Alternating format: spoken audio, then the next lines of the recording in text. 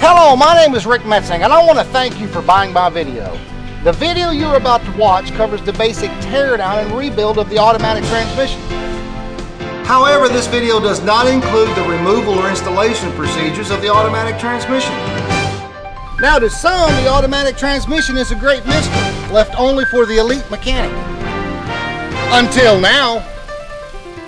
With these videos, and coupled with my 25 years of experience in the field, you can rebuild an automatic transmission.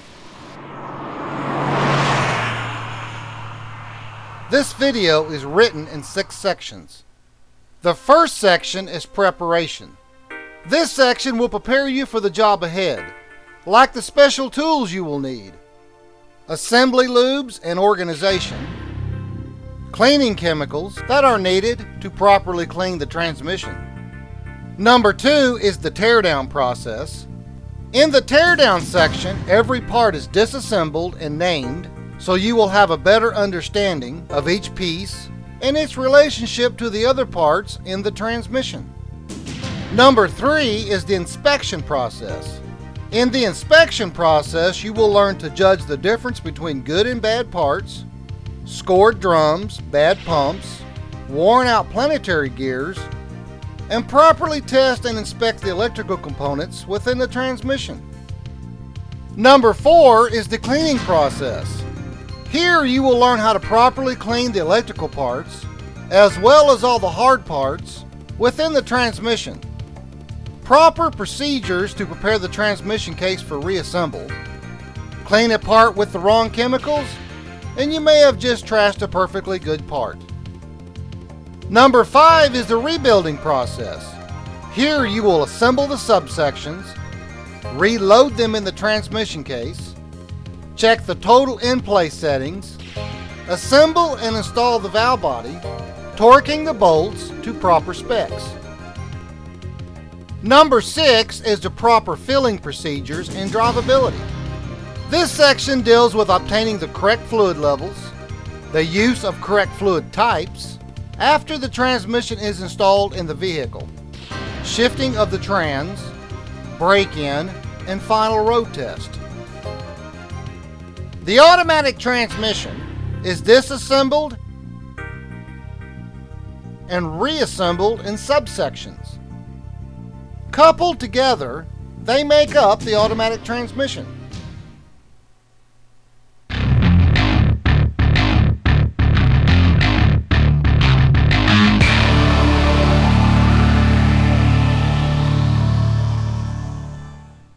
Before you get started, choose a work area that is clean and well organized. A place where your transmission can live while you work on it. This is not only for your own safety, but will give you room enough to store all the parts and accessories as they come off. The bolts and washers and other related small parts should go into a storage container of some sort, sandwich bags, Tupperware, an organizing bin, it doesn't matter, as long as you can write down on the container the name of the parts and where they came from. An organizing bin from the hardware store works great for this, and most will come with stick-on labels. For your own health and safety, you should always wear some sort of eye protection and protective clothing. Also, you should wear protective gloves to keep your skin from coming in direct contact with cleaning solvents, and especially to protect you from electrical cleaners and carburetor cleaner that are used to clean many of the transmission parts. You'll need plenty of shop towels and take plenty of pictures, or better yet, videotape what everything looks like before you take it apart. You'll need to use compressed air regulated through a blowgun to help separate and clean some of the parts. We chose an adjustable trigger blowgun with a removable rubber tip. If you use a non-adjustable blowgun, then you will need a regulator of some sort to regulate the compressed air. You'll need a basic tool set, hammers, screwdrivers, socket sets, and a good assortment of pliers. You can choose an air impact to remove the bolts, use a small 3/8 drive. This is standard equipment in the transmission industry. You'll need an assortment of snap ring pliers. To remove the front and rear seals, we chose a healthy screwdriver with a hardened handle, a washer-style stop, so as not to fall apart when receiving light blows to the end of the handle. The conventional seal remover was not used because of its pointy hook design and would gouge the aluminum while pulling the seal. You'll need a good set of dental picks. You'll also need to make 2 pair of guide pins, a 5/16 or metric 8 set, 3 inches long, and a set of 1/4 inch or metric 6, 2 inches long. Build a small taper to the ends of each guide pin. If your transmission has the bolt-on bell housing, then you will require this size Torx bit to remove and install it. Here are the special tools you will need.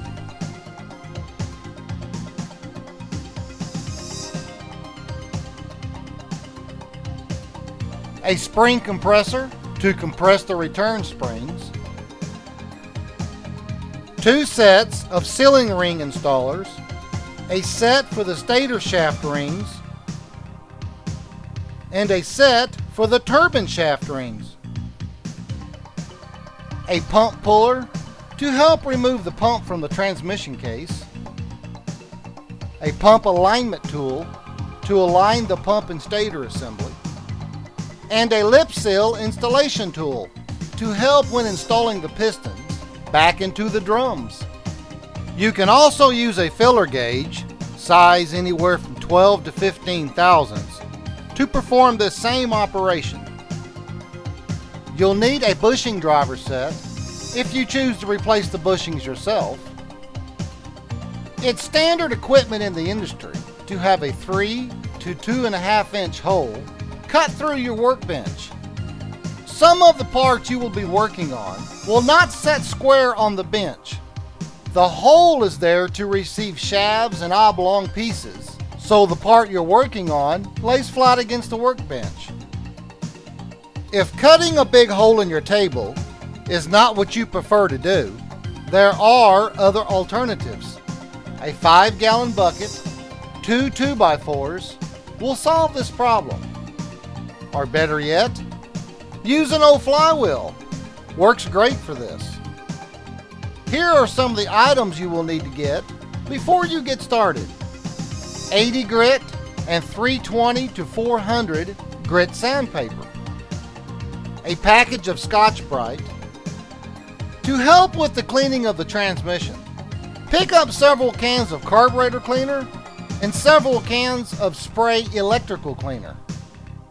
You'll need to pick up a few gallons of either mineral spirits or cleaning solvent.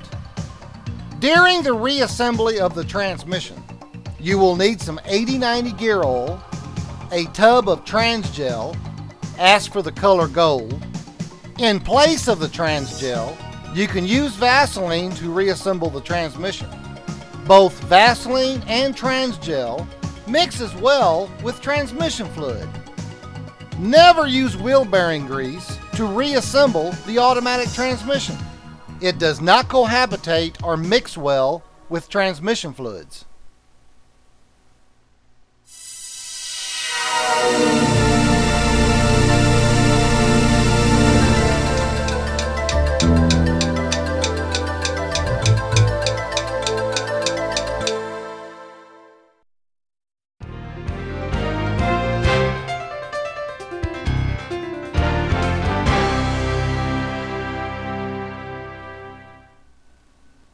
The first thing to do is to remove the rear seal.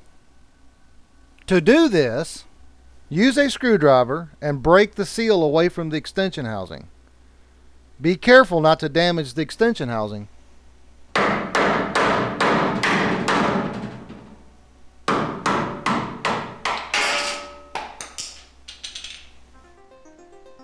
Next, remove the VSS, the vehicle speed sensor. To remove the VSS without damaging the sensor, you'll need to remove the extension housing first. To remove the extension housing, you'll need to remove these 4 bolts.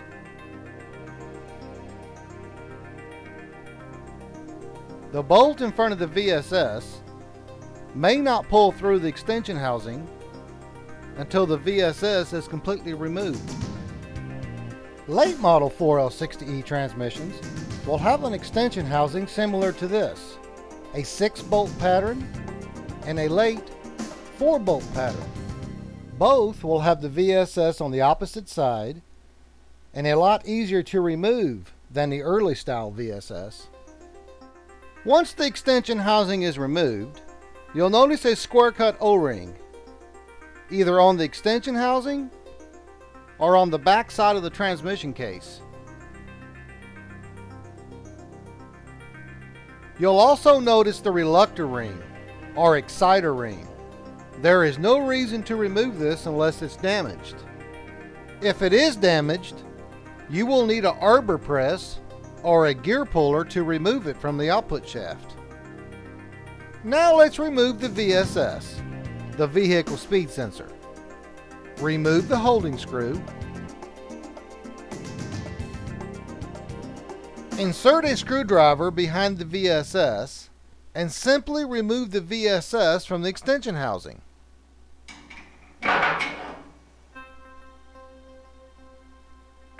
Now turn the transmission around and let's remove the 2/4 servo. To remove the servo, first you'll need to remove the snap ring,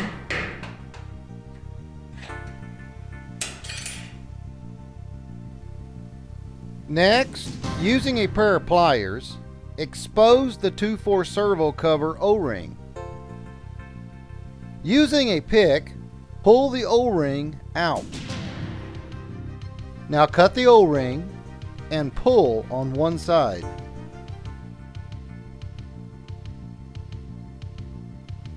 Now go ahead and remove the cover. Next is the 4th apply piston.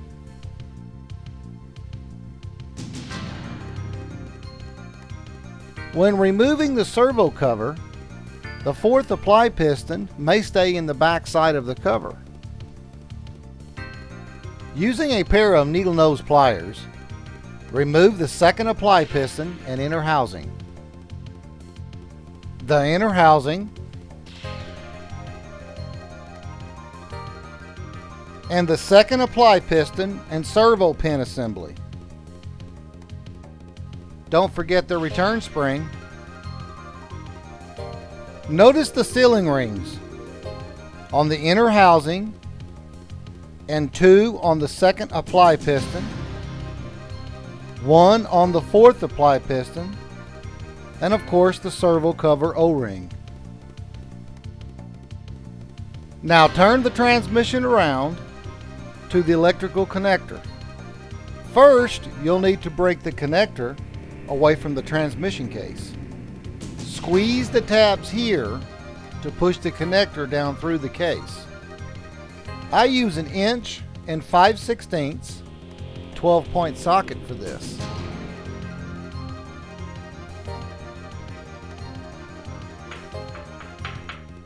Now push the connector down. It will drop about 1/4 inch. Next, remove the transmission bottom pan by removing these 16 bolts located here. Go ahead and remove the filter. Next is the removal of the wiring harness located here.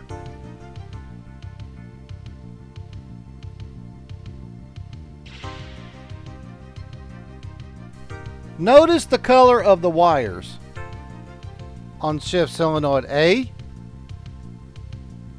and B. This is where a good camera will come in handy.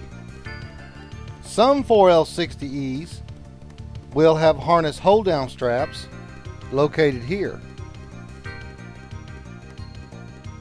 Next, you'll need to remove the lockup solenoid by removing these 2 bolts located here and here. Be careful here when removing the lockup solenoid. It is a part of the wiring harness and can be damaged very easily. On late model 4L60Es, you will need to remove the PWM TCC solenoid first before you can safely remove the lockup solenoid. The PWM TCC solenoid is short for pulse width module, and TCC is short for torque converter clutch. To remove the solenoid, unclip it from the harness and remove the retaining clip. Then the solenoid just simply pulls from the bore. Now you can remove that lockup solenoid. Once the solenoid bolts are removed, this solenoid will also pull from its bore. To completely remove the harness from the case, you will first need to remove the valve body. Now don't forget to disconnect the force motor located here.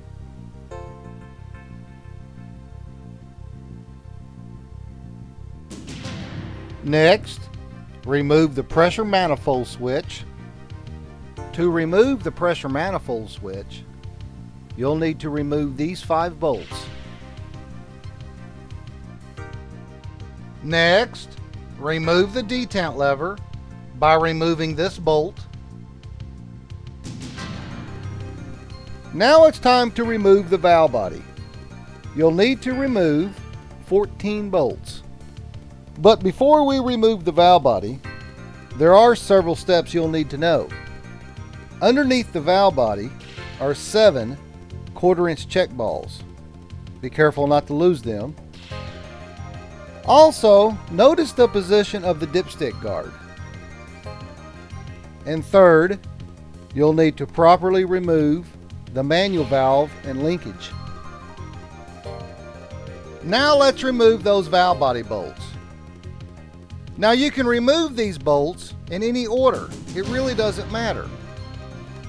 Notice the red and black circles. The red are 10mm headed bolts and the black are 8mm.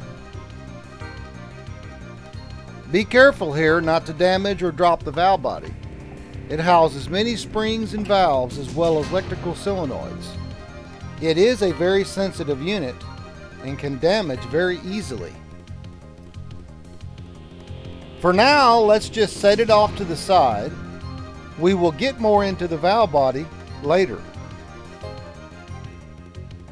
Be careful not to lose the manual valve. And don't forget the manual valve link.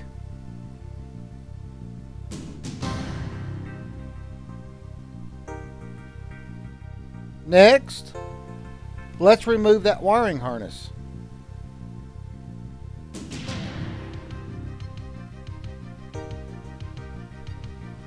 Once the wiring is removed, you can now remove the second accumulator housing.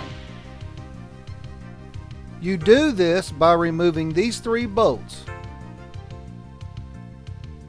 Once the accumulator is removed, then you'll need to remove the piston and springs. You do this by pushing air through this hole located here. Be careful here, just a little air will do. When removing the accumulator piston with compressed air, either face the bore away from you or restrain it with your hand. Now turn the housing upside down.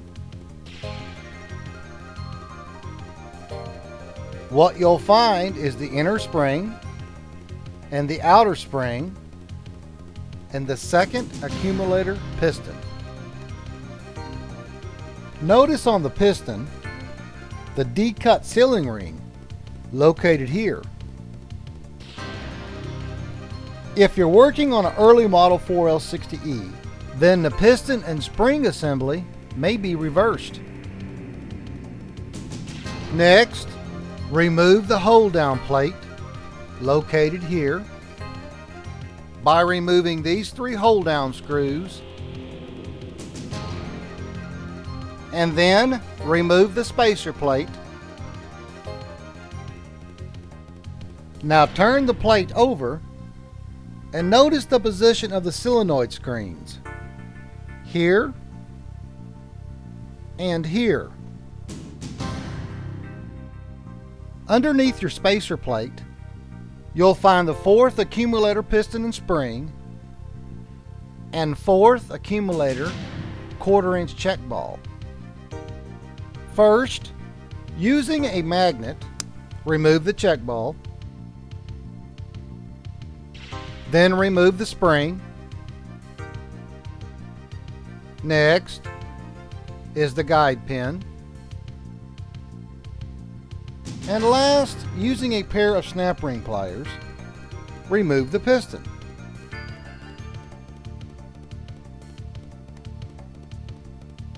Notice the D-ring on the piston. Next, turn the transmission around to the pump area.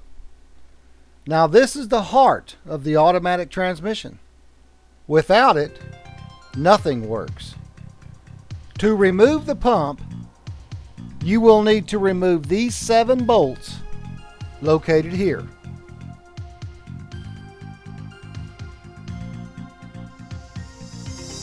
On late model 4L60E transmissions with a bolt-on bell housing, you will first need to remove the bell housing before you can remove your pump. Notice the O-rings on the pump bolts.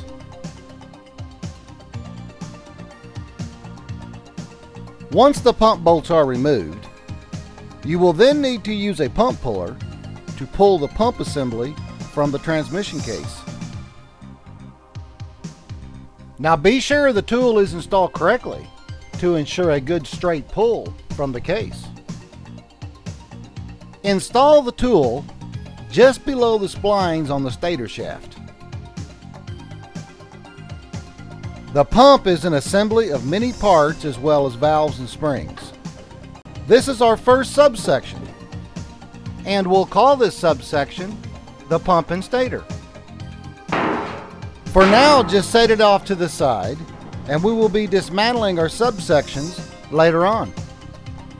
After the pump is separated from the case, you'll notice a 2-tang thrust washer between the reverse input drum and the back side of the stator support.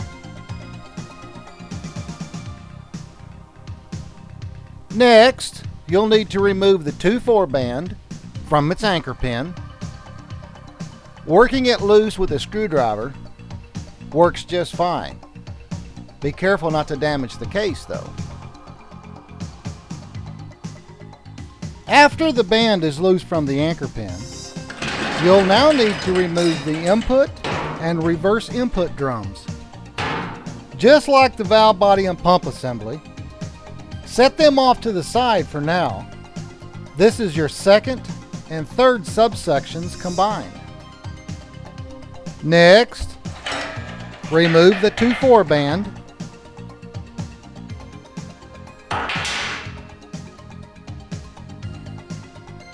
Now don't forget the 2/4 band anchor pin. To remove it, simply push it up through the case.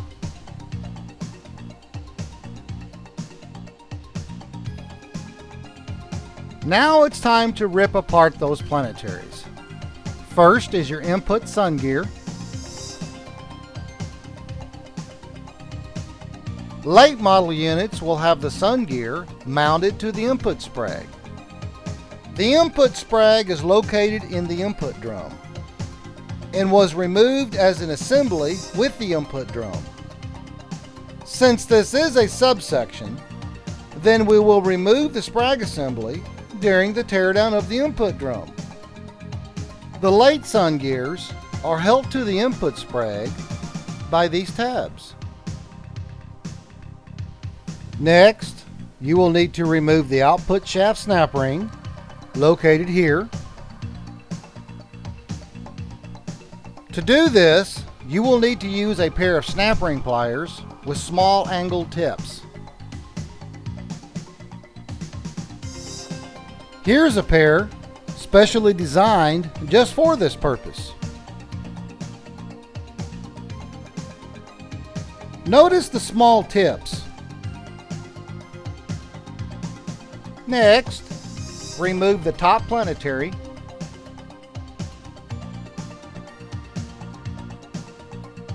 Once the planetary is removed, you'll notice a Torrington bearing between the top planetary and top ring gear hub. Notice its position and the way it lays on the top planet.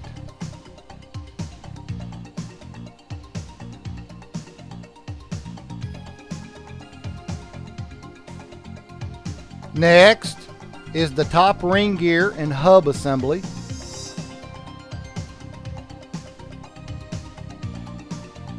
Don't forget the metal 4-tang thrust washer between the sun shell and the ring gear hub.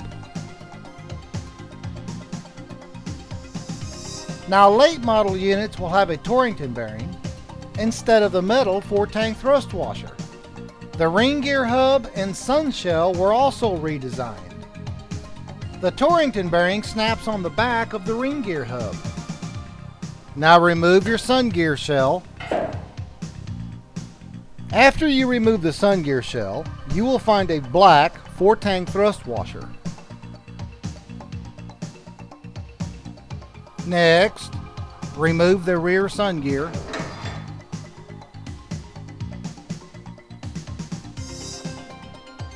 Now it's time to remove the low and reverse roller clutch, located here. To do this, you will need to remove the snap ring, located here. Notice the position of the anti-clunk spring. This is also where you will find the ends of the snap ring. Using a screwdriver, remove the snap ring.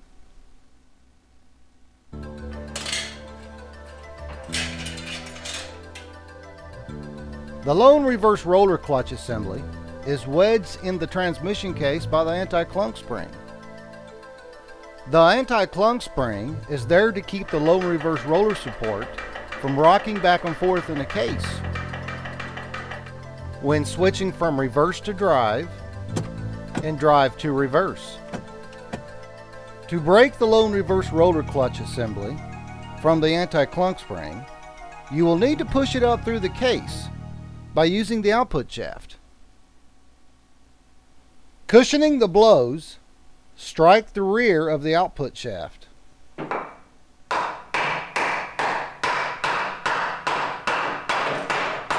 Now you can remove that output shaft.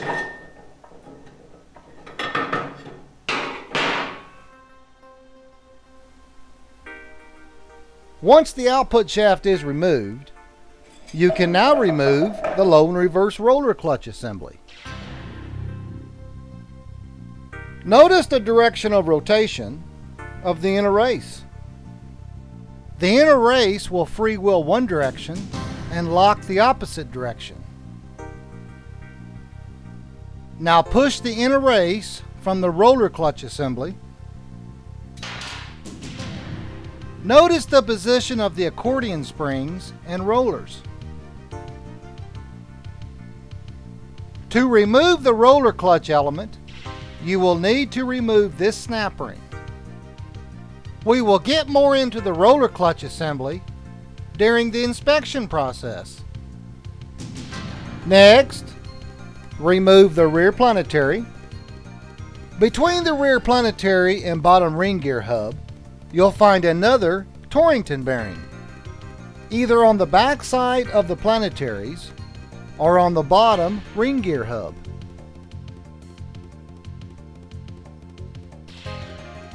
Next, remove the low and reverse clutch pack. Notice the orientation between the clutches and steels. Now remove the cushion plate or wave plate. The purpose of the wave plate is to cushion the apply of the clutch pack. Next, let's remove that bottom ring gear. Now remove the Torrington bearing that rides on the bottom ring gear hub and the transmission case.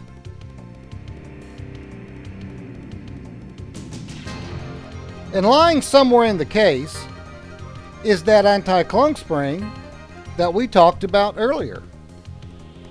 Now let's remove the lone reverse piston and return spring. You do this by removing the snap ring located here. To remove the snap ring, we will need to compress the return spring. To do this, we're going to use the universal spring compressor. Using this tool is really not that hard.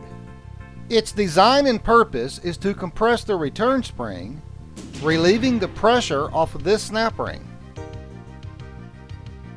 To demonstrate the use of this tool, we're going to use a direct drum from a Turbo 350. First, you will need to remove this snap ring and all of the clutch pack from the drum. Then install the spring arm shoes in the snap ring groove that held the clutch pack in. Compressing the spring arms, install the tool.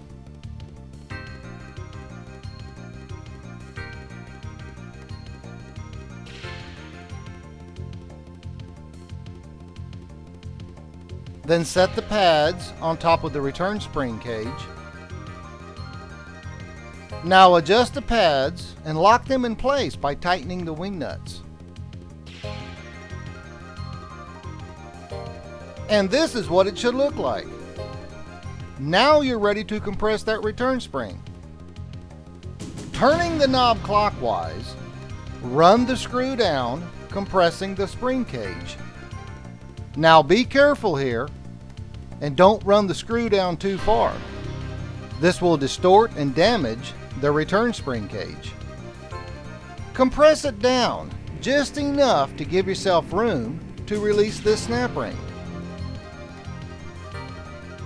Simple, huh? Now to remove the tool, just reverse the process. Notice how the spring compressor is installed here.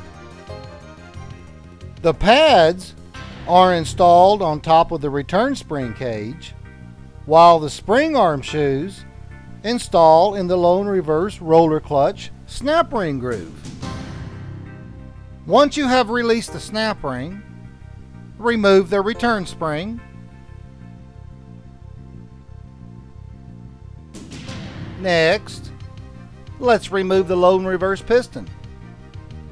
But before you can remove the piston, you will first need to move the parking pawl. The parking pawl is held in the case by a pin and spring, and is held under spring tension by the parking rod and bracket. To move the parking pawl, located here, away from the piston, you must first free the park rod by removing these two bolts located here and here. And then remove the parking rod bracket located here.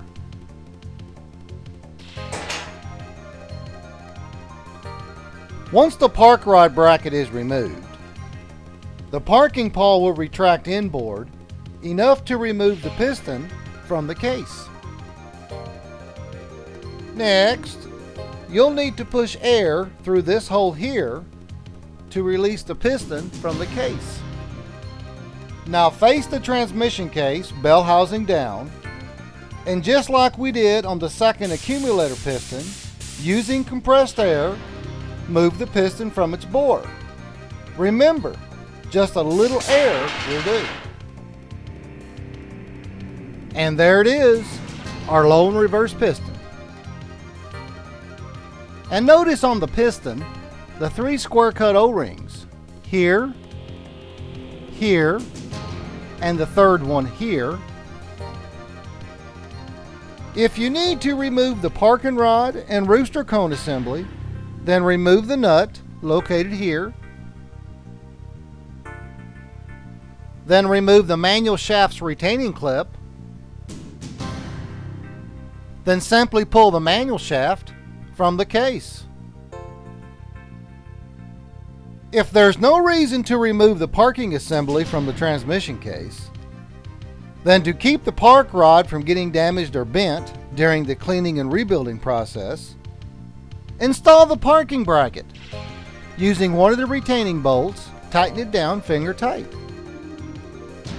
Well, how are you doing up to this point? Are you ready to rip apart those subsections? The valve body and the input drum, the input sprag and the reverse input drum, and the pump and stator. These are your subsections to the 4L60E.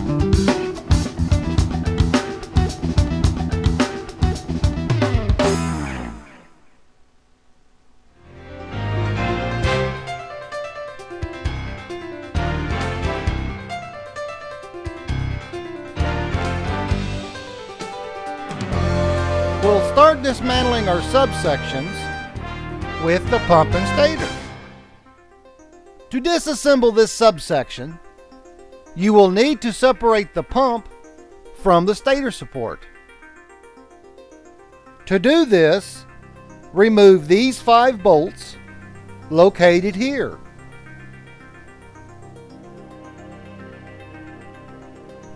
Then, facing the unit with the pump down and bolts facing up, holding the sections together, remove the last bolt.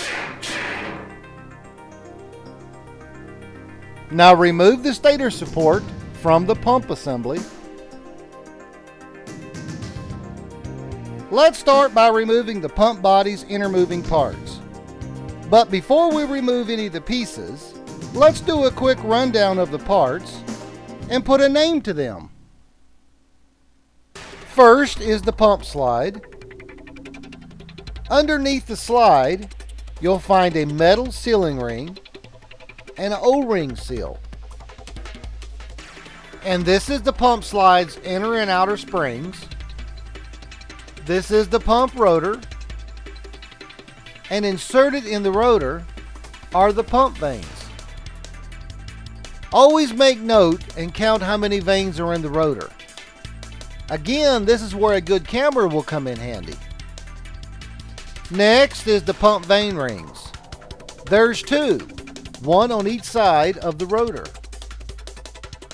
And this is the rotor guide, located here. Between the pump body and the slider is the pump slide seal and seal support. And this is the pump slide pivot pin. Now underneath the pivot pin is a tiny spring. During the teardown of the pump, be careful not to lose it.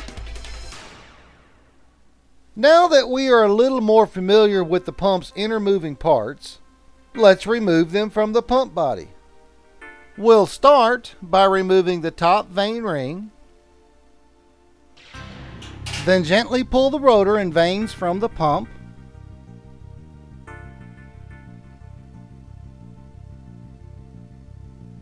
Now pull the vanes from the rotor.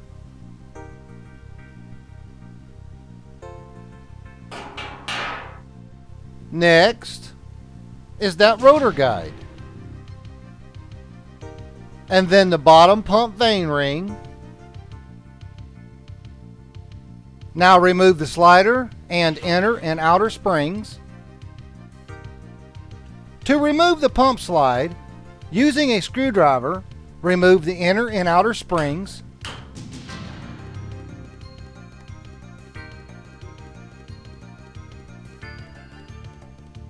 Now you can remove that pump slide from the pump body. Now flip the pump slide over and let's remove the metal sealing ring and the O-ring seal. And there's the pump slide seal and seal support. If you happen to lose them, don't worry, your overhaul kit will come with new ones. Next, remove the pivot pin. Underneath the pivot pin is that tiny spring. Be careful not to lose it. Next, let's remove the front seal. First, remove the seal retainer.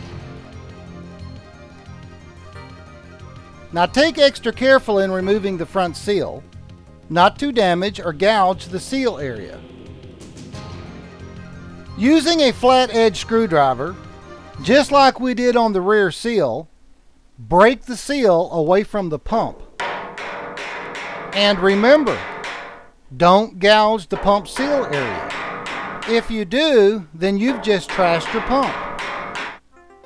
If you're not sure about removing the front seal, then take it to a local transmission shop and pay them to do it.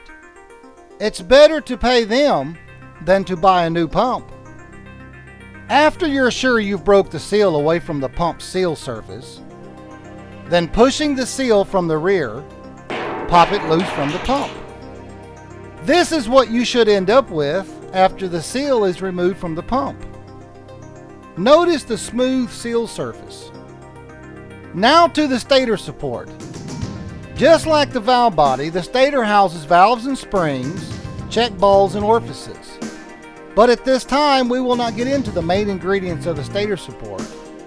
We'll leave that till the rebuilding process. The only thing you'll need to remove from the stator at this time is the pump screen. Simply remove it from the stator using your needle nose pliers.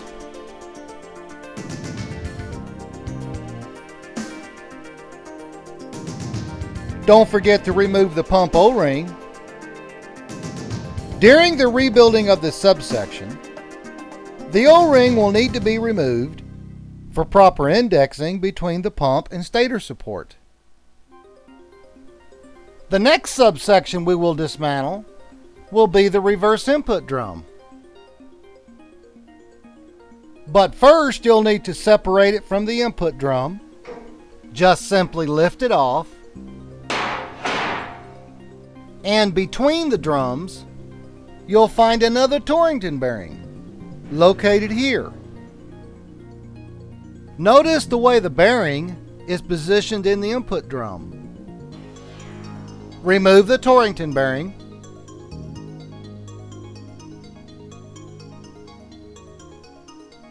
Now underneath this Torrington bearing will be the total in-play thrust washer. Notice the identification number on the washer. The numbers range from 67 through 74. The bigger the number, the thicker the washer.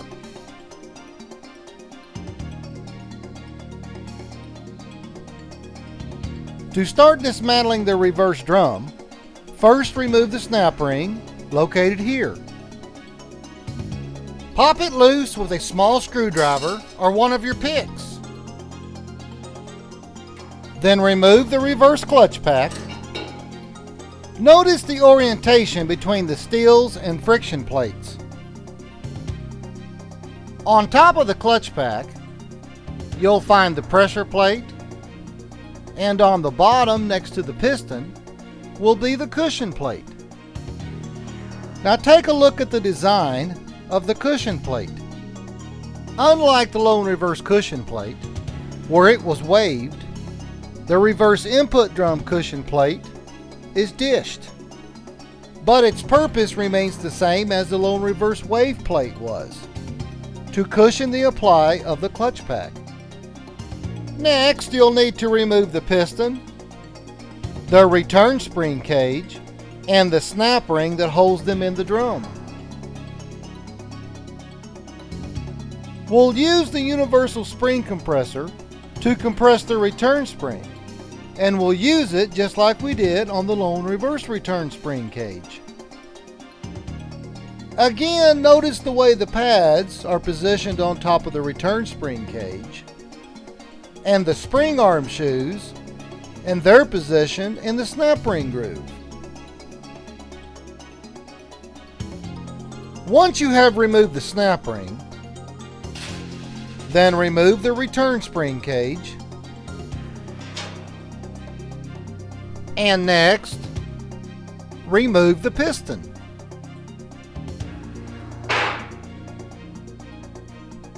Notice on the piston, the inner and outer lip seals. Leave the lip seals on the piston for now, but if you do take them off, lay them next to the piston. You'll need them later on in the rebuilding process to match them up with your new ones. Well, that pretty much does it for the reverse input drum. Now let's move on to the main input drum. To start dismantling the main input drum, first turn the drum over, input shaft down. This is where that hole cutting the table comes in handy.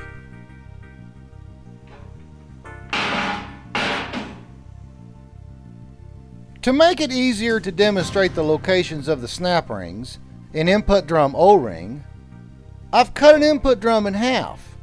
Since this is a deep drum, it will make it easier for the camera to view their locations and placements.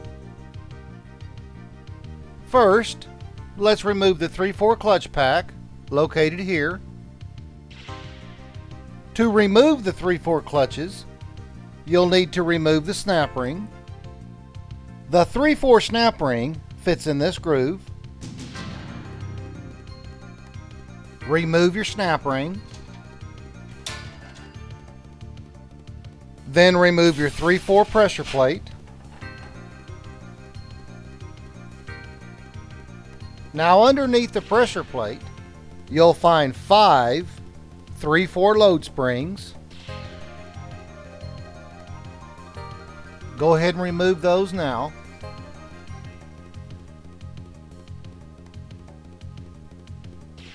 Next, let's remove the 3/4 clutch pack. Notice at the bottom of the clutch pack, you'll find the 3/4 apply plate. The next pieces to come out is the input sprag, the forward clutch pack, and the snap ring that holds them in the drum. The snap ring fits in this groove located here.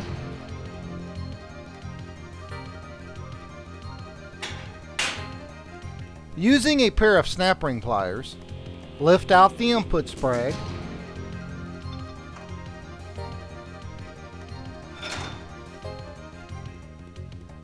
And with it will come the forward clutch pressure plate. On late model units, with the sun gear mounted to the input sprag, lift the sprag assembly out by hand using the sun gear. Let's set the input sprag off to the side for now. This will be our next subsection. We'll dismantle it after we're finished with the input drum. Now underneath the sprag will be another Torrington bearing. And notice the way the Torrington bearing sets in the drum. Then remove the input shaft to output shaft loop seal. Now turn the input drum over and let's drop out the forward and overrun clutch packs.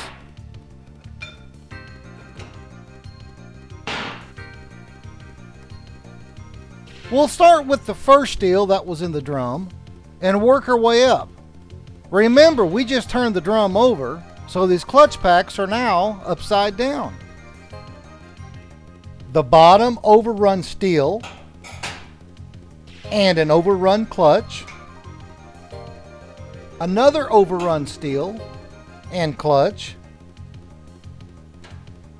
then the apply plate, and the forward clutch waved plate.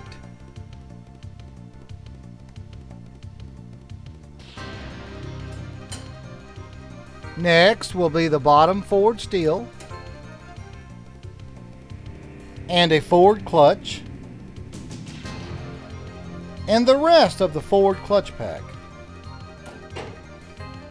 There are 2 clutch packs here combined into one. The overruns, which is used for engine braking, and your forwards, which are used to run your forward gears. Next, you'll need to remove the pistons and their return springs.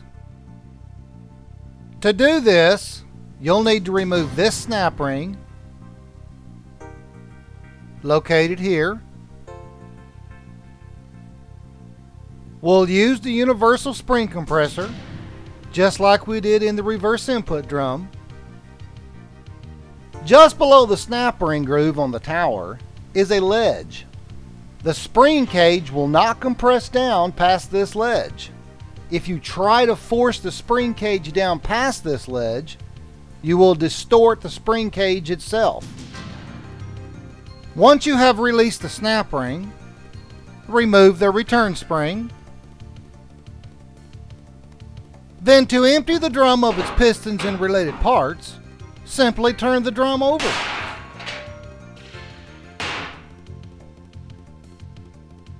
The first part that went into the input drum is the 3/4 piston. Remember, we turned the drum over, so now the parts are upside down. And next is the 3/4 clutch apply ring. Then the 3/4 clutch spring assembly. And next is the forward clutch housing. Then the forward piston.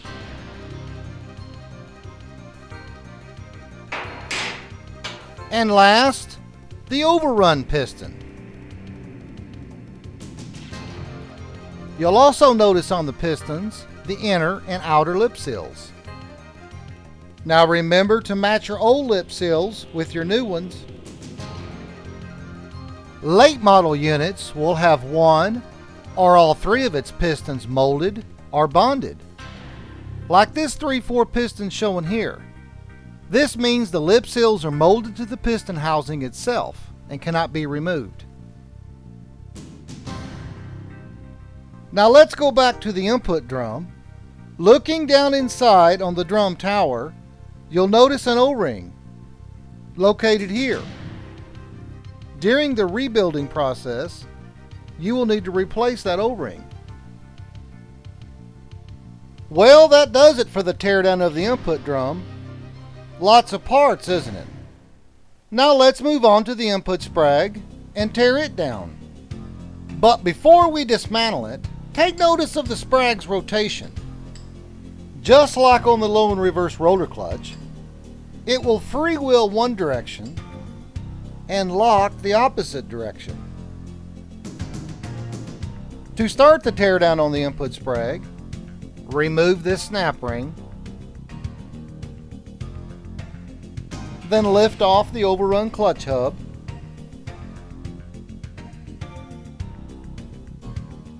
Once the hub is removed, simply push out the sprag and inner race from the outer race.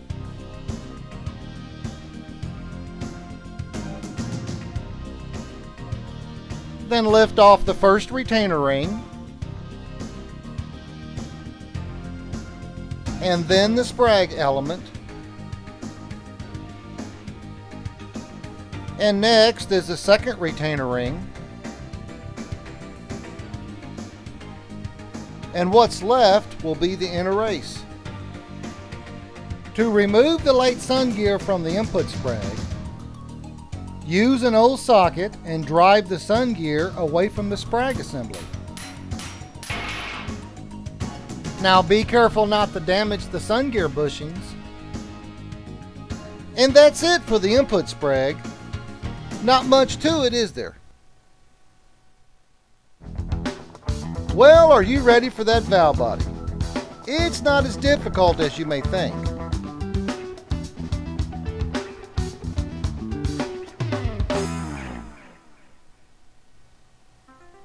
Now be careful when handling the valve body. The electrical solenoids are fragile and can break very easily. The valve body webbing can also suffer damage if handled roughly, so be careful and take caution when handling the valve body.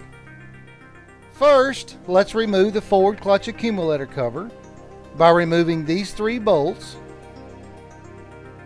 Now this cover is under strong spring tension, so use caution when removing it. There will be 2 springs underneath this cover: the low overrun valve spring and the forward accumulator spring. Next, remove the forward accumulator guide pin and then the forward accumulator piston.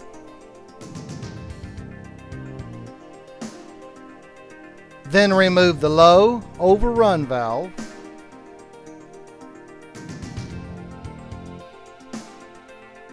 Just like we had on the 1, 2, and 4th accumulator piston. The forward accumulator piston will also have a D-ring located here. Next, let's remove shift solenoid A and shift solenoid B. You will need to remove these two spring clips to separate the solenoids from the valve body. Now be careful with these spring clips. They are springy and easy to lose. Once the clips are removed, the solenoids will simply pull from its bore. Also, the valve lineup behind shift solenoid A is under light spring tension, but nothing like the forward clutch accumulator spring cover. Still, take caution when removing this solenoid.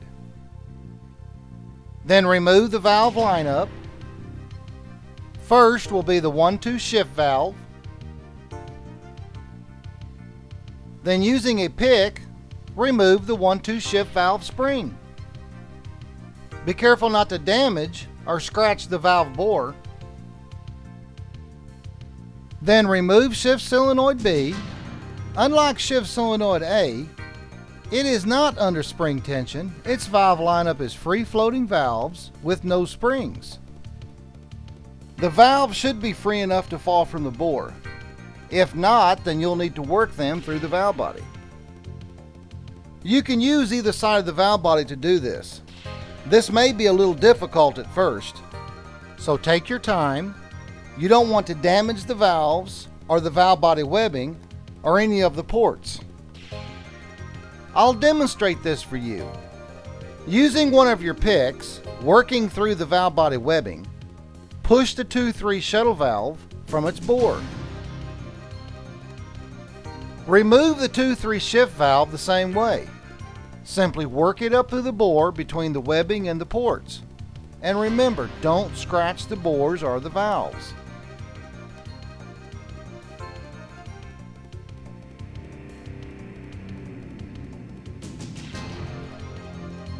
Next, remove the pressure control solenoid by removing this retaining bolt and bracket. Some technicians will call this a force motor. Nevertheless, it removes the same way as the shift solenoids did. It simply pulls from the bore. Now, going to the top side of the valve body, let's remove the 3-2 control solenoid. It is also held in by a spring clip located in this slot. And it removes the same way as the other solenoids did. It pulls straight from the bore. 1995 and later models will use a 3-2 control valve lineup like this and is under light spring tension. See, I told you the valve body wasn't all that hard. I know we didn't remove all the valves, but do we need to? Do they really need servicing? For now, let's just properly clean the valve body in the cleaning process part of this video. And then during the rebuilding process, we'll deal with the rest of these valves. It's a whole lot easier to inspect the valves' movements and their bores clean than in a dirty and unclean environment.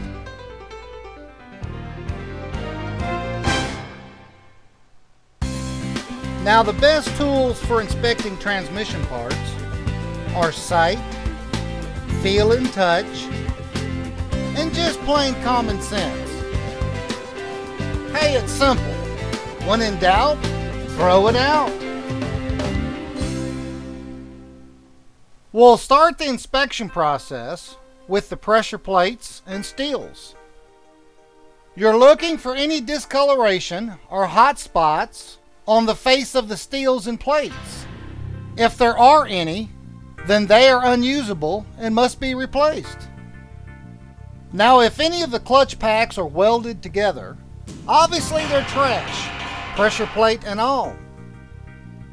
Also, check to see if any of the steels are warped. Taking the pressure plate from the clutch pack, rest each steel on top of the plate. Do not use any steels that are convex or concaved. They should be completely flat, except for the cushion steels, and they're designed that way. Now, late model units will have lube holes cut into the reverse input steels and the low and reverse steels. That's okay, they're designed that way. Now make sure your rotor guide and plastic washers still have their tabs and are not burnt or melted, or have any metal embedded into them. Check all of your Torrington bearings. First, clean them up good in solvent.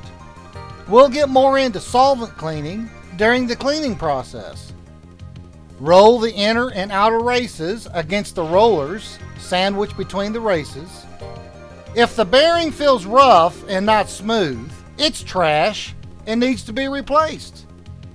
If your transmission uses the metal 4-tang washer, make sure the surface is smooth and it still has the brass coating, making sure it has all 4 tabs.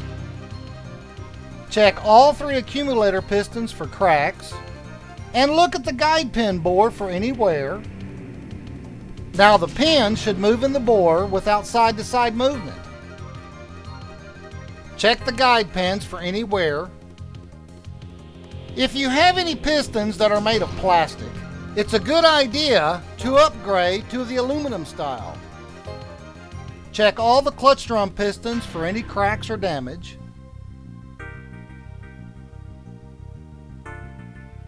Check the overrun and forward pistons, release check ball. By shaking the piston, the ball should rattle.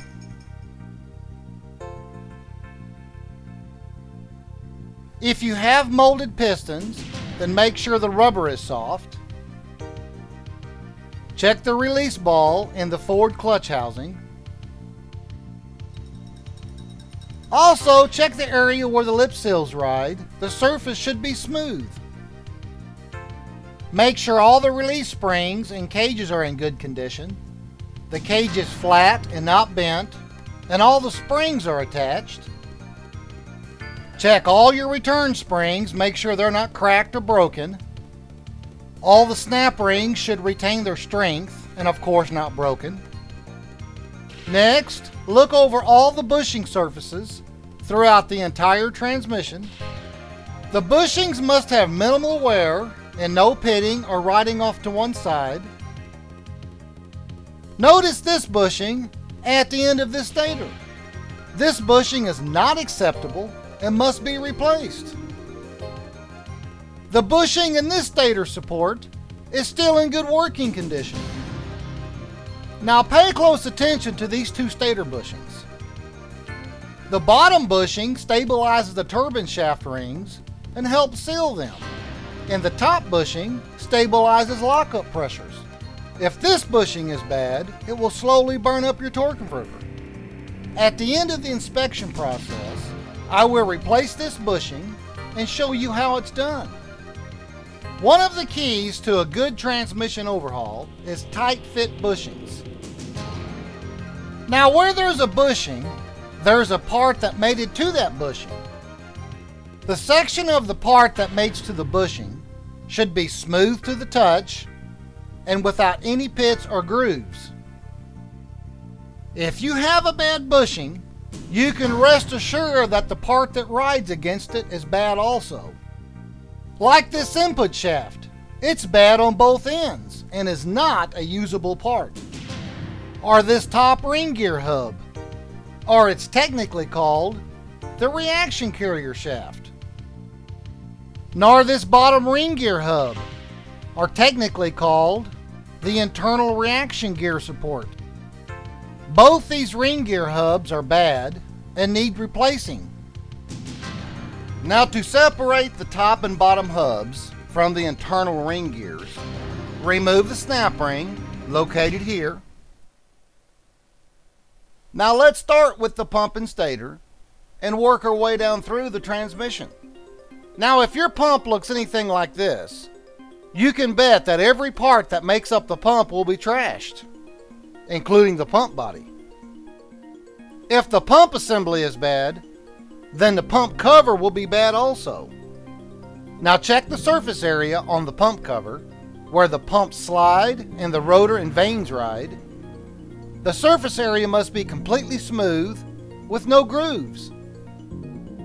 Check the two bushing surfaces.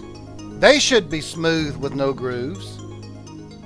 Now look down into the stator shaft where the 4 input shaft sealing rings ride. The inside should be completely smooth, like this one showing here, with no ring grooves, except for the oil delivery holes. The inside of this stator support is completely bad and will need to be replaced. Now check the splines. They should be in good condition. Now the stator support will separate from the pump cover. First, you will need to remove these 3 bolts. The stator support is pressed in at the factory, and to remove it, you will need a good sized press. Check the 2 bushings.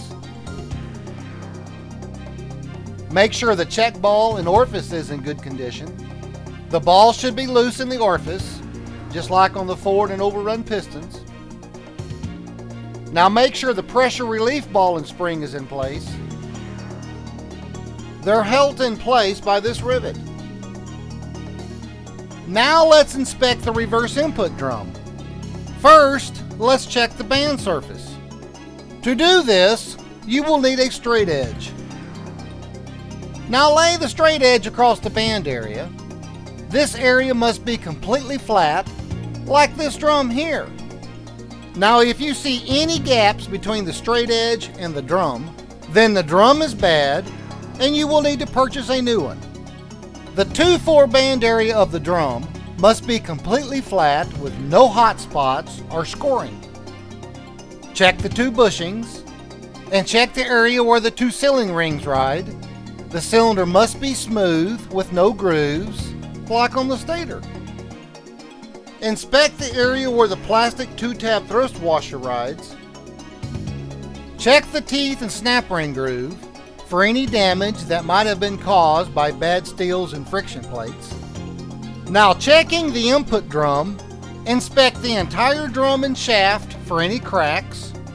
Check the teeth where the reverse input clutch is splined.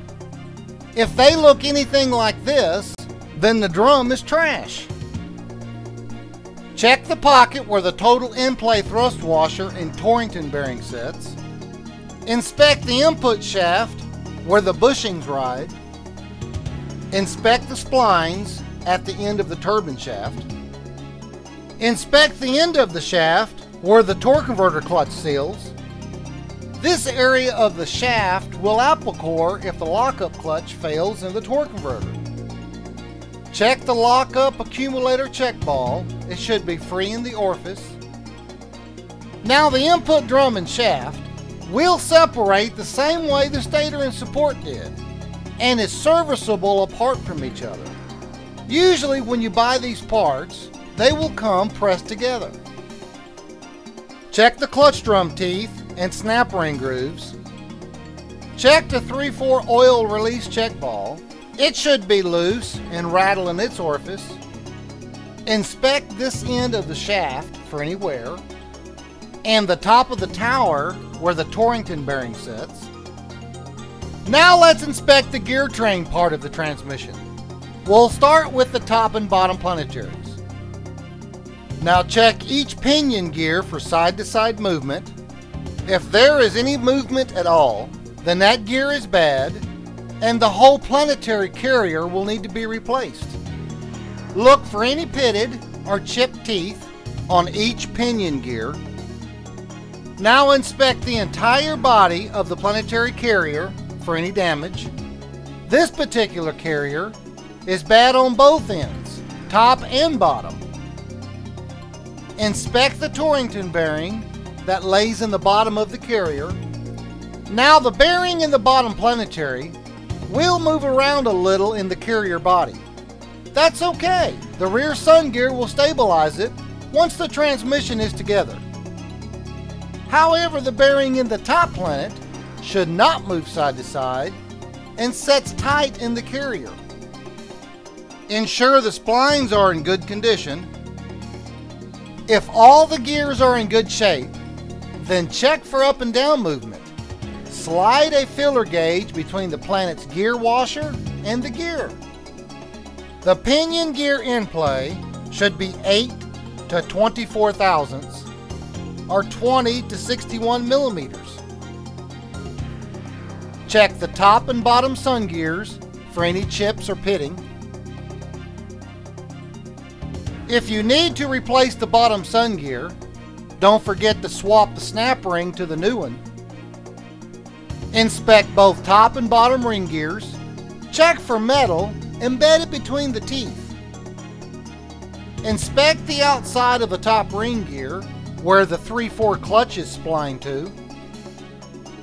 Check the top hub for any damage done by the 4-tang thrust washer. Inspect the splines toward the end of the hub. Check the outside bushing surface. Inspect the 2 bushings inside the hub. And of course, the hub's shaft should not separate from its base. Now let's inspect the input sprag. Check the hub for any cracks or any damage that might have been done by the overrun friction plates. Inspect the inner race where the sprag element rides. Now it needs to be completely flat with no grooves at all. This inner race has grooves and is badly worn and needs to be replaced. Also, check the inner race for grooves. If it has any, then it's trash. To check the low and reverse sprag and support assembly, inspect the support where the low and reverse clutches make contact. Check it the same way you did on the pressure plate and steels. Check the inner race for any grooves. This race is bad and needs to be replaced. And of course, if your support and sprag assembly is in this condition, then of course it's totally trashed, and you will need to purchase the whole assembly. If it is in good condition, then you will need to remove and inspect the low and reverse sprag element. Remove this snap ring. There's one on each side. Remove the element. Be careful, it's very fragile. Inspect the sprag by giving it a small shake. If any of the rollers or accordion springs fall out of the cage, then the sprag element is bad and you will need to purchase a new one. Check the ramps on the outside of the cage. They should look exactly like this one shown here. Inspect the ramps and the support for any cracks. Now, witness marks where the rollers make contact with the support is okay as long as there is no pitting or bad metal porosity. If everything checks out okay, then reinstall the sprag element. Matching the ramps together, this is what it looks like properly installed. Reinstall the snap ring. Install the inner race into the sprag with the clutch side of the support facing down.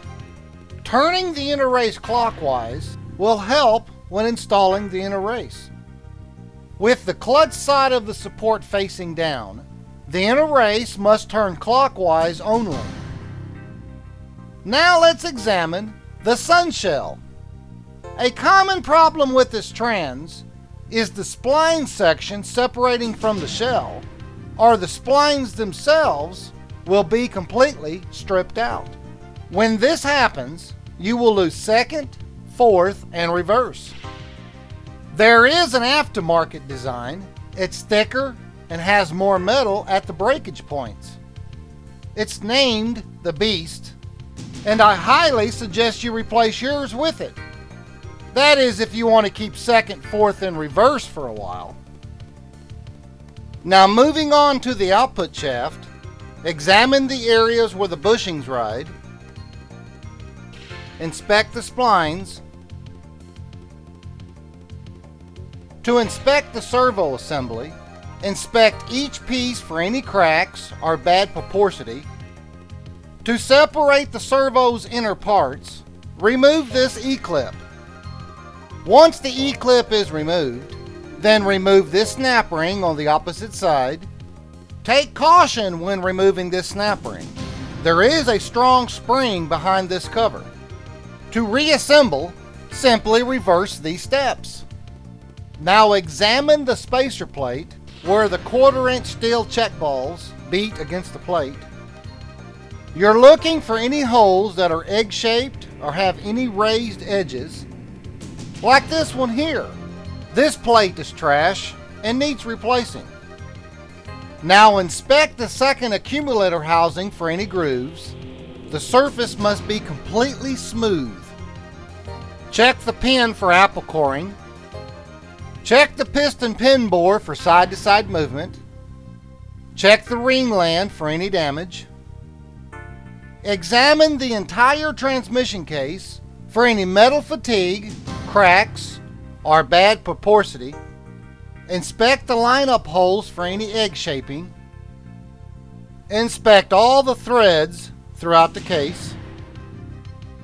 Inspect the 4th accumulator bore. Inspect the guide pin hole for any egg shaping. Ensure that the cup plug is in place. Inspect the 2/4 servo's apply pin hole. Check the servo bore where the sealing rings ride for any damage. Examine the 3rd accumulator capsule and ball. The steel ball should not fall out but move free in the capsule. Ensure that the cup plug is in place. Now let's move on to the electrical part of the transmission. Now inspect the entire wiring harness for any cracks. If you see any damage at all throughout the harness, then replace it. Believe me, the last thing you want is electrical problems. Check all of the connectors, making sure they still have their locking tabs. To check the electrical part of the solenoids, you will need a multitask ohm meter. Measuring across the terminals on both shift solenoids A and B, their resistance should be 20 to 40 ohms when measured at 20 degrees Celsius or 68 degrees Fahrenheit. Hitting the solenoid with 7.5 to 12 volts DC, the solenoid should energize. If your transmission uses the late TCC PWM solenoid, then it should ohm between 10 to 15. The 3-2 control solenoid with the late white plastic stem connector must have a resistance between 20 and 31 ohms. The early style 3-2 solenoid will have a gray connector and should ohm between 10 and 15. The pressure control solenoid, or force motor, its resistance should measure 3.5 to 4.6 ohms. The lockup solenoid measures between 20 and 40 ohms. The late style lockup solenoid will have a thimble screen locked in the snout. To remove it, use a pair of needle nose pliers and turning the body of the screen clockwise, remove the screen. To install it, simply reverse the process. Next, inspect the pressure manifold switch. Inspect the temperature sensor in the switch, making sure its leads is still soldered to the terminals. Examine the 5 pressure switches and the body for any warpage or cracks. If any of the 5 switches show any signs of deteriorating, then the manifold is bad and you will need to replace it.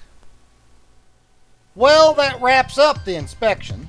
Now let's replace that bushing at the end of the stator. To replace bushings, you will need a bushing driver set similar to this. It is important that you select the correct size bushing driver that fits the bushing you're working with. First, you will need to measure the distance from the top of the stator to the top edge of the old bushing. You can use any method to measure this distance. But to achieve the best measurement, use precision calipers. Setting the caliper on top of the stator, measure and record the distance. Then remove the old bushing.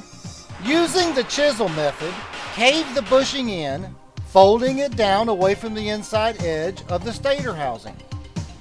Never use this method when removing the pump bushing. Always use the correct size bushing driver to remove the old pump bushing. During the rebuilding process, we will replace the pump and transmission case bushing. Now select the correct size driver that fits the new bushing. Drive the new bushing in, stopping to check the distance you recorded from the old bushing. Stop when you have achieved that measurement. Next, slide the part through the bushing that mates to the bushing you've just replaced, which in this case, the stator over the input shaft. Then using a dead blow hammer, strike the outside of the stator housing while spinning the stator around the input shaft. This action will seat the bushing and get rid of any rolled edges that may have been caused by the bushing driver. Next, separate the parts, clean and get rid of any loose material. Once this is done, then slide the parts together again. The parts should spin freely. It's a good idea to replace all the bushings throughout the entire transmission.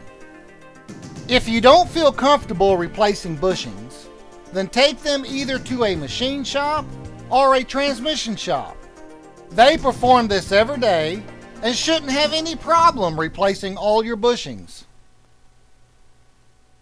To identify the different designs and makes of the rubber piston seals throughout the 4L60E transmission, I've cut them in half to demonstrate the difference.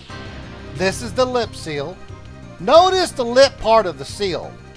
The lip always faces the fluid containment area. And the D-ring, it gets its name because it looks like the letter D. The square cut O-ring because it looks like a square, and the O-ring because it looks like an O. Pretty simple, huh?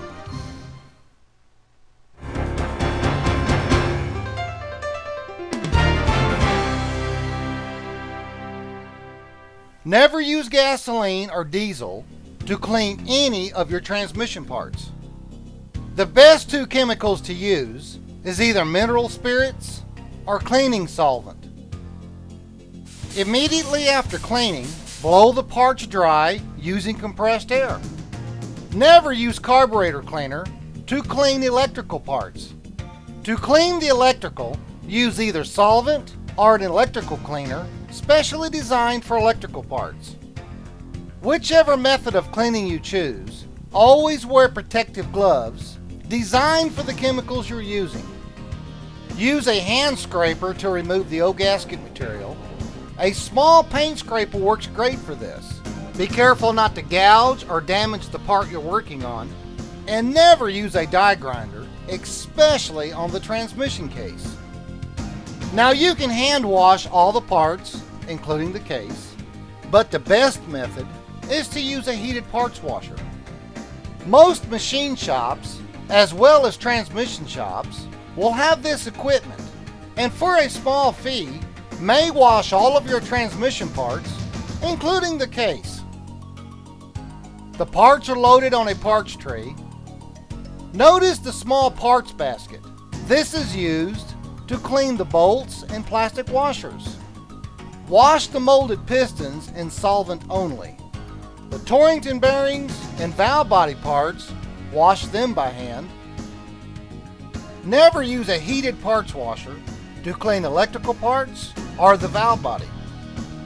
For those stubborn gaskets that have baked themselves to the parts, the heated soap and water used in the washer will soften the gaskets and make that scraping job a whole lot easier. The parts should cycle about 60 to 30 minutes. Once the cycle is complete, then the parts are air dried using compressed air. And that old gasket, it just falls off. Always clean the oil lubing holes bored through the output shaft. To help remove any blockage, push air through the hole at the end of the shaft. Then the case and pan is set in the cabinet, bell housing down. A straight bar is used to stabilize the transmission case during the cleaning cycle. The case is dried with compressed air. All passages should be hit with air to remove any restrictions or blockages.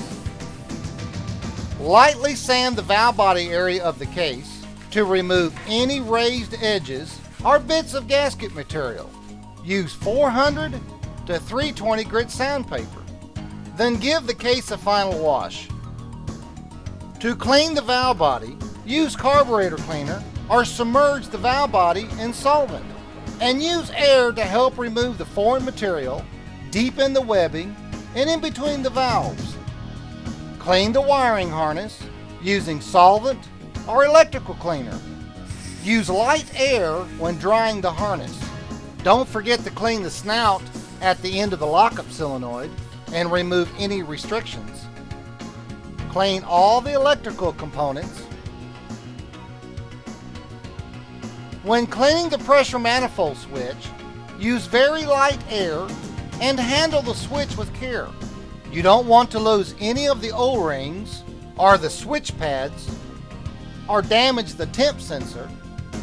Using Scotch-Brite, knock off the cylinder glaze on the second and fourth accumulators. Move the Scotch-Brite around the bore in this direction only, then re-clean. Last, knock the glaze off the 3/4 and forward steels, laying them flat against a concrete surface. Using a circular pattern, rough up both sides of the steels. Do this on all the 3/4s and forward steels only. Do not rough up the reverse, overruns, or the low and reverse steels.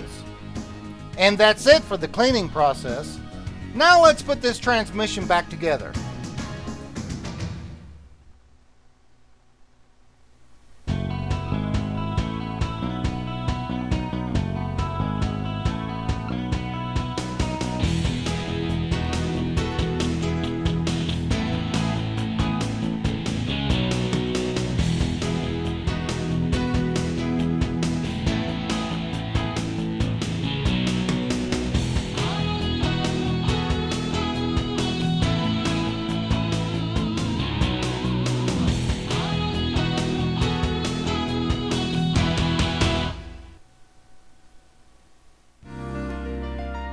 Now, to put your transmission back together, you will need to purchase a master overhaul kit, much like the one we've put together here. The basic kit will have all your lip seals, O-rings, and the metal clad seals, as well as all the gaskets needed to get your transmission back together and on the road again. It will also have all the friction plates and steels.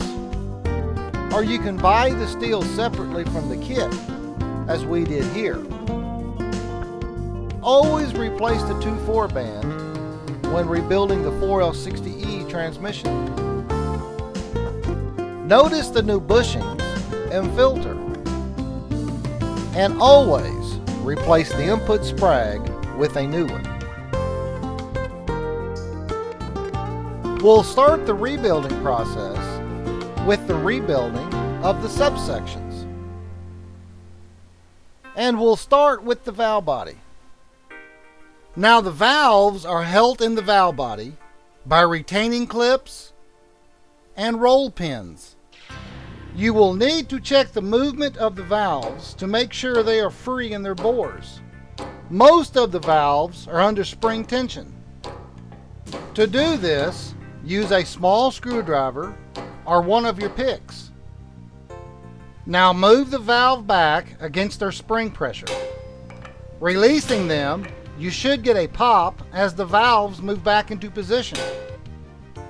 If not, then the valve is stuck and it will need servicing. First, remove the complete valve lineup So not to get the valve lineup and their parts mismatched, service only one lineup at a time.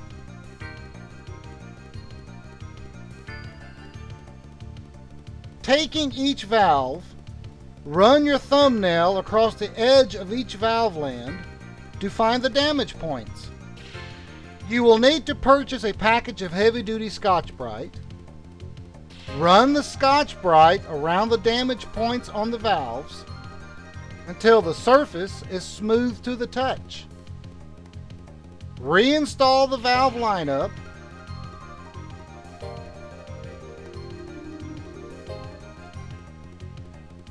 Then, using a small hammer, wrap on the back side of the valve bore that housed the stuck valve. Use light taps here. You don't want to damage the valve body or collapse the bore. Now clean the valve body again and see if the valves move free. If not, repeat the entire process until the valve lineup moves free in the bore. Now once you're sure they're all free, then let's move on to the forward accumulator. Replace the D-ring on the piston with a new one from the kit, working it around the piston. Then install the guide pin. Now lube the piston and slide it in the bore. Next, insert the low overrun valve, making sure it moves freely in its bore. Install the large spring on the piston and the small spring on the valve. Install the cover and the retaining bolts, torquing them down 95 to 100 inch-pounds. Next, install the 1-2 shift valve spring. Then install the 1-2 shift valve.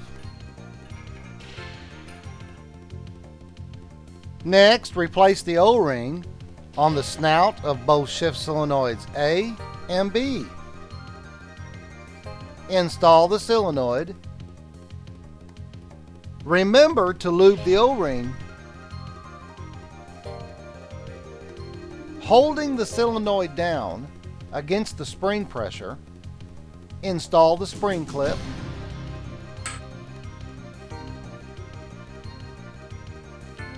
Next, install the 2-3 shift valve.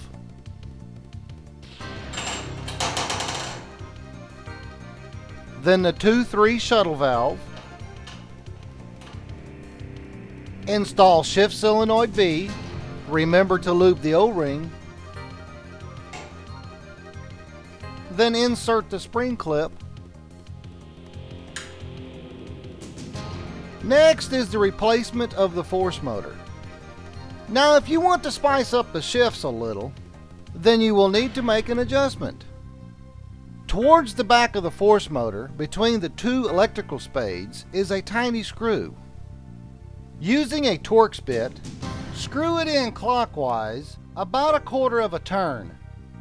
The more you screw it in, the higher the internal pressures will be. The result will be firmer shifts. And never screw it in past a full turn. Want stock shifts? Then don't touch the screw. Just install it like it is new.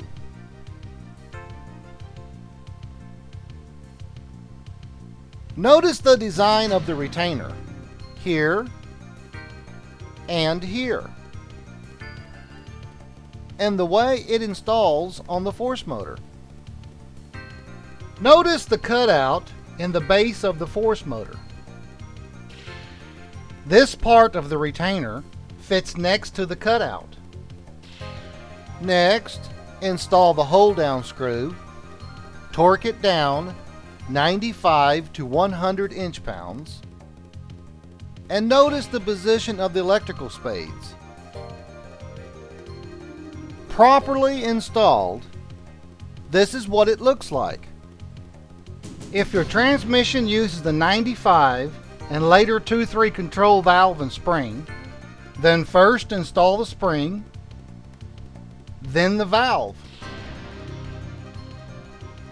Next, install the 2-3 control solenoid and notice the position of the connector. Install the spring clip. Don't forget to install the manual valve.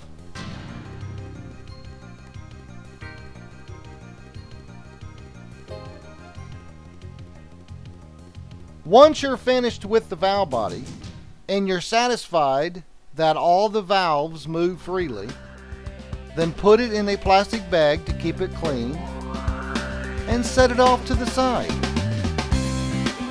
Now let's move on to the next subsection and let's rebuild the pump assembly. First, remove the old bonding material left from the old seal. Now be careful here and use only light strokes. You only need to scrape away the adhesive and not the aluminum casting. Next, let's remove that pump bushing. Now be sure to use the correct size bushing driver. Drive it out through the pump in this direction only. Once you have the old pump bushing removed, let's replace it with a new one. First, flip the pump body over and notice the reset area here. Next, find a bushing driver that will fit flush in the reset area. After you have found one that fits flush, set it off to the side. You will need it to set the pump bushing. Take the new bushing and using a high-strength Loctite, apply it to the outside area of the new bushing. Then using the correct size bushing driver that fits the bushing, drive it in to where it rests just above the reset area. Then using the driver that fitted the reset area before, drive the bushing flush. And then wipe off the excess Loctite. And when correctly done, this is what it should look like. Now it's time to install your front seal. But first, let's make sure the garter spring is in place. You don't want any front seal leaks. Apply Loctite to the outer edge of the seal that contacts the pump surface. Then install the seal. Now make sure you drive the front seal all the way down, making a good tight seal to the pump. Next, if your transmission had one, install the seal retainer. The 4 retainer clips installs in these locations only. Next, install the pump slide seal and a new O-ring. First, replace the O-ring and then the metal seal. Paste the seal to the pump slide using your petroleum jelly or trans gel. To install the slide in the pump body, you will need to locate the pivot pin hole and the pocket where the 2 slide springs go. Then set the pump slide in the pump body, as I have did here. Next, you'll need to install the slide seal support and slide seal. First, install the rubber seal support and then the Teflon seal.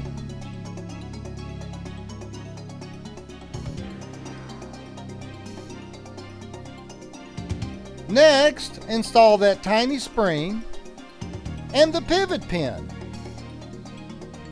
and this hole located here. First, install the spring, then install the pivot pin,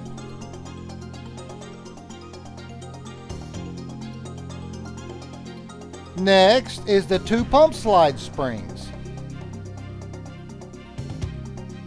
Now slide the smaller spring into the larger spring. Using a flat edge screwdriver, install them together into the pump body, between the slide's lever and the pump's casting. Now this step is not easy.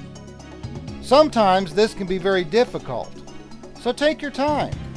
These springs are tough. Next, take one of the 2 vane rings and lay it in the pump body. Then take the rotor and rotor guide and notice the lugs on the rotor guide. Insert the rotor guide on the rotor, matching the lugs on the guide to the slots in the rotor.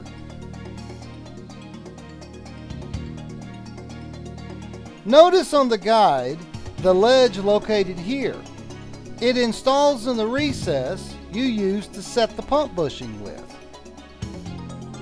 Then insert the rotor into the pump body. You may need to paste the rotor guide to the rotor using your transgel. Next, install the pump vanes. Now look closely and you'll notice 2 witness marks on the edge of each vane. When installing the vanes, they set next to the pump vane rings. When you have finished installing all the vanes, then install the last ring. The rings keep the vanes tight against the pump slide. Now let's work on the stator half of the pump, or the pump cover. First, make sure the pressure regulator valve moves free, just like you did on the valve body. Also, make sure the converter clutch valve is free in its bore. If you need to remove the valve lineup, they can be serviced by removing the snap ring located on each side of the filter seal. Next, replace the filter seal. Remove the old seal the same way you did on the front and rear seal. Be careful and do not scratch or gouge the seal bore. Install the new seal either with an old socket or a bushing driver that will set flush on top of the seal. And simply drive the seal into place until it rests flush to the surface of the stator casting. Now back to the pump, you will need to lube all the rotating parts, the ingredients that make up the pump. 80-90 gear oil works great for this. To set the stator on the pump body, first you will need to locate where the pivot pin meets the stator half. It's located in line with the pump screen. Then set the stator in through the pump, lining the pivot pin in line with the pump screen. Now this is where that hole in the bench comes in handy again. Next, install all the bolts, but do not tighten them yet. For the next step, you will need the pump alignment band. Install the alignment band as I have done here, making sure the band covers where the pump and stator separates. After you have tightened the band around the pump, then tighten and torque all bolts down 18 to 25 foot-pounds. Next, install a new pump O-ring, installing it in this groove here. Looking at the pump O-ring closer, you'll notice a paint stripe.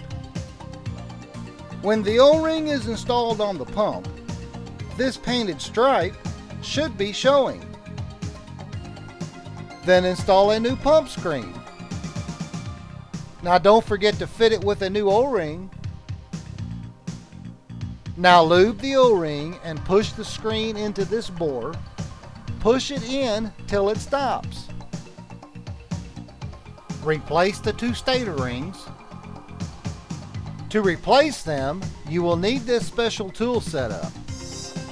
One piece spreads the Teflon rings over the stator shaft, while the other is a resizing tool to resize the rings once you have them on the stator. First, remove the O-rings.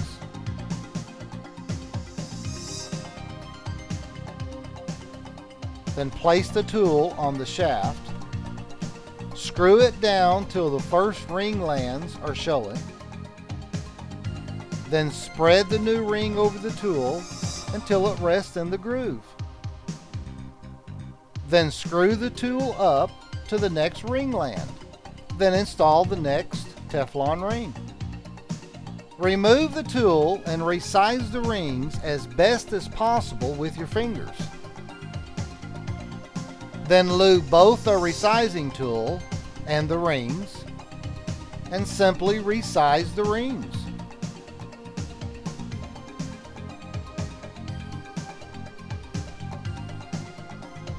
Now leave the tool on the stator shaft till we install the pump assembly back into the transmission case. Now let's move on to the input sprag. The first thing you'll need to do is cross-hatch the outer and inner races where the sprag element rides. Use 80 grit sandpaper and lightly sand the races. What you're trying to do here is knock off the glaze look and give the surface a rough look. Then install one of the retainer rings. Then set the sprag element over the inner race. Install the element with the cage windows located here on the right side. If you install the sprag with the windows on the left side, the result will be a no movement condition when you shift the transmission into drive. Next, take the outer race and find the reset area located here. Set the race on the bench with this reset area down. Now taking the assembly you just built, flip it over and set it on the outer race. Working the sprag's levers, fold them over. Fold them over until the sprag slides into the outer race. Now turn the assembly over and install the other retainer ring. Then install the hub, spin it until it lugs into the inner race. Next, install the snap ring. When you're finished, make sure the sprag rotates in the right direction. Holding the outer race, the hub should rotate clockwise only. And that's it for the input sprag. Now let's put together that input drum. To start, turn the drum over, input shaft down. Now that hole in the bench comes in handy here. Then install a new O-ring around the drum tower. Using our demonstration drum, that groove is located here around the drum tower. Next, lube the outside and inside lip edges of the 3/4 molded piston. If your 3/4 piston is an aluminum type, then you will need to replace the lip seals first. We will get more into the replacement of lip seals on the forward piston, since this transmission uses a 3/4 molded piston. Now lube the area in the drum where the piston lip seals ride. Then install the piston. Using a lip seal installation tool or a filler gauge, work the outer lip seal. Fold it down between the drum and piston. Now be careful here and don't cut or tear the seal. Now chase the lip seal around the piston until the piston freely drops into the drum. Next, install the forward piston. If the piston is a molded type, then skip the next step. If it is an aluminum type, then you will need to replace those lip seals. Now notice how the seals installs on the piston and the direction of the lip part of the seal. The lips of the seal must face down when installing the piston into the drum. Next, lube both lip seals. Now take the forward clutch housing and set the piston into the housing. Use your thumbnail and work the outer seal until the piston slides into the housing. Next, set the 3/4 clutch spring assembly into the 3/4 clutch apply ring. Then take both the housing and forward piston as an assembly and set it on top of the spring cage. Next, you will need to position the lugs of the piston to the apply ring, just like I have done here. Then lube the forward clutch housing where it contacts the O-ring on the drum tower and the inner lip seal on the 3/4 piston. Next, drop the whole assembly into the drum. Notice the position of the fingers on the 3/4 apply ring and the lugs on the forward piston, and the way they set in the drum. Now you will need to chase that inner lip seal on the forward piston around the drum tower. Work the seal, fold it down until the piston slides over the tower. Do not force the piston down. Work the lip seal until the piston moves down in the bore without restriction. Next, install the overrun piston. If it is an aluminum type, then you will need to replace those lip seals. Now install the piston into the drum. Now you will need to chase both inner and outer lip seals. Work them down until the piston drops over the tower and into the cavity of the forward piston. And remember, do not force the piston. Take your time on this. You don't want to damage those new seals. Next, install the return spring assembly. Now set the opened end of the springs over the stools located on the overrun piston. On models with molded pistons, the return spring will be closed on both ends, and the piston will not have the stools. Then compress the return spring with the universal spring compressor. Next, install the snap ring. Now it's time to insert those frictions and steel plates. First, start with an overrun steel and then an overrun friction plate.